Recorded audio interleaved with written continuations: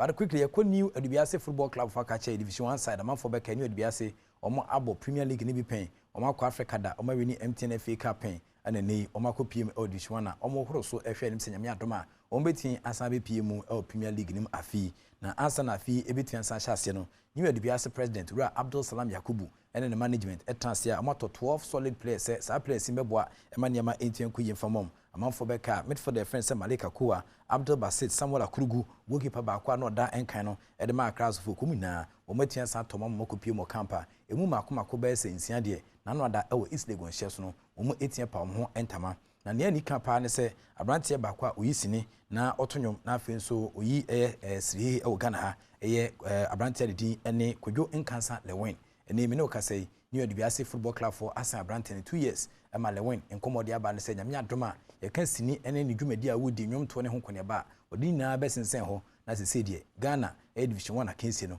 West Yakan, in Fimino, Eddie Ama, New Edubiase Football Club, Nampin Fortress, Umkuma Branty, Ewa Shibiswa, Nabua, no Bonanyasam Ketokra, Tikuyun Kansala went Senyamiatoma, New Edubiase 2 years, Eddie, Ubisiakan, Eddie Amount, Division 1. Mino ka say die bibia aba na wie ewo East Legon hye so anom New Edubiase for unveil new players anyame adoma ombesia kan e de ama New Edubiase Abdul Basit amafo be kan ye pa o player ba ko hye ne bobo ase ewo New Edubiase Football Club ye hu Malik Akowa enso ewo hanoma ono so New Edubiase for etimi assign no na player ba ko no so di makotene pa no Lewin a nei oyisini no abrante ne nkra ne kyese wagya ne ne dwumadi obabedi se sini ni na de ato a nei wo ba bebo for 2 years Ediama New Edubiase Football Club. Yentwin Ben Lewin, ni enti ne nkomo, ene ni enti a ene, ode ni ache New Edubiase Football Club a obesi akan Ediama o division 1 mu. Me anka se wiasa mba me nchiri hwe, just a rubber. Ne kwa beka mahwe ansa ne nse nkumi ansa. Ohwe movie mu a, fe movie na mbe ye nwum. Ana mso nyina na de me ne je ho ball. Enwum na asa na sabi Jovia. Ana sini edika dem start ye. Ana asa na nwum ebe take over, ansa na ese ball no so abeka ho. Alaji ashia Kumasi obana ye bobo park so anya sankotoa hwem says lewe na woni bobo se na ana we sinya so so board Ghana obokora na o force bra no skeni won na ha Argentina say movie ni sinya me fa so chentim ya de bitmere ajesin chinchina obse me wodem obesan maba New Edubiase nti una opese bobo na se Alaji Abdul Yakubu ana se bebo no manager bet nyenchi si Alaji na hu se David o mu no opese no so pie ono makasa sa nti ewie na e ka se wie ni ba wiki na ene ya ababesan bibia no enti wi ase Alaji akoso bi a bruni nam si hu se ade we wu mu a ebi kana wo kansa wado na anim obafa wo amana bam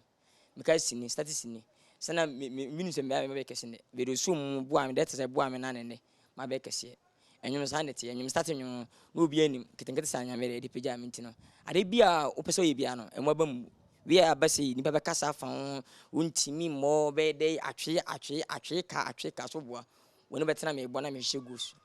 yeah obi be kase football ehia bebre time I started sinin na uyo bi a wadaje but ne we big man a wo onwuma hodo bi a wo sanhwe kan obenya daje e de abobo no me so me ni team no trans before ansa na ye be san bia e money and reven and me PL o chiame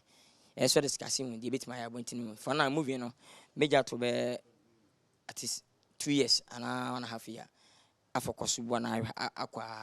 ya wintino bibia mo no depend how any coach ne impending for no ebe yintino bibia no wana sini nyese me jersey ne kurampo baby a osini a ute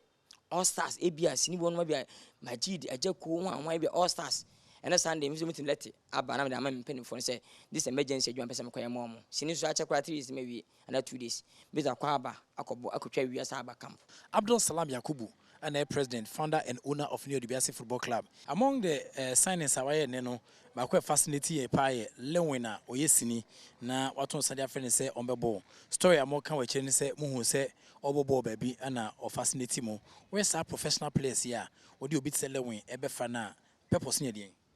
purpose no yes we talent obi beka so a movie star ana yade ne ebe bobo wa Edubiase obi kura be fa na say bia agro bi ne yedi me minimum talent tembia no football no mabobi da ana me technical team no omote ho na omo select players a tembia me boa omo metimi me players on be gidi o Ghana ha me na me select wo mo a me kata kanaka ma meto ma select wo mo nti me na me hu no ana me hu say ne talent no enye moving ko a o de ba football mo so a obetima sele ana me ne kasa ye and then ana ye de ne buy so no why training e wa Edubiase a coach na hu say obe fit into the philosophy no oyere no kro obetu ayi players obum de obetu bebre abo first team nti no me feel say yema na chance ana ono so ye well no bia otwa senior wa gidi o Ghana o se me pese me bobo 2 season na me hwe baby am so me talent wo say eno so bebo ana and then me believe oh you young also oh ya kwala me believe so say still ano obetima ye bibi e wo football mu that's why my man is opportunity na ono so ye de na account.